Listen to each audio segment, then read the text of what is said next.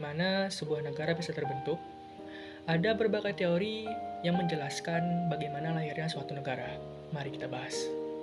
Yang pertama itu adalah teori ketuhanan. Teori ketuhanan menyebutkan bahwa negara ada karena kehendak Tuhan.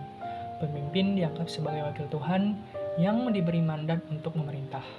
Dan yang kedua itu adalah teori kekuasaan. Dalam teori kekuasaan, negara melalui penaklukan pihak yang kuat menguasai pihak yang lemah, lalu membentuk struktur pemerintahan. Namun yang ketiga adalah teori perjanjian. Menurut kontrak sosial, negara terbentuk karena adanya kesepakatan masyarakat untuk hidup bersama dan menyerahkan sebagian kekuasaan kepada pemerintah dan ketertiban. Dan yang keempat itu adalah teori organis. Teori organis mengibaratkan negara sebagai organisme hidup yang berkembang secara alami dari kelompok kecil menjadi kelompok besar. Dan yang kelima itu adalah teori keturunan.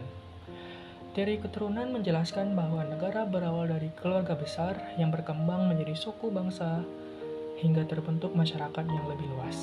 Dan yang keenam itu adalah teori ekonomi. Teori ekonomi menyebutkan bahwa negara terbentuk dari kelompok-kelompok yang memiliki kepentingan untuk menguasai sumber daya dan wilayah ekonomi. Dan yang terakhir itu adalah teori Marxis. Teori Marx menekankan bahwa negara lahir akibat pertentangan kelas dan negara menjadi alat kelompok berkuasa untuk mempertahankan dominasinya. Dari teori-teori tersebut, lalu teori mana yang paling tepat menggambarkan kelahiran negara Indonesia? Yaitu ada dua teori. Yang pertama, teori perjanjian masyarakat atau kontrak sosial, dan teori ketuhanan. Yang pertama itu adalah teori perjanjian masyarakat atau teori kontrak sosial.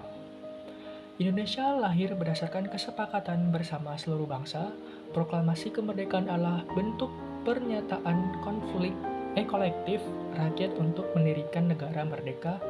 Undang-Undang Dasar 1945 disusun sebagai hasil persetujuan wakil-wakil bangsa.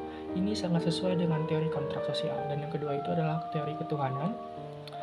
Nilai religius juga kuat dalam kelahiran Indonesia seperti terlihat dalam pembukaan Undang-Undang Dasar 1945.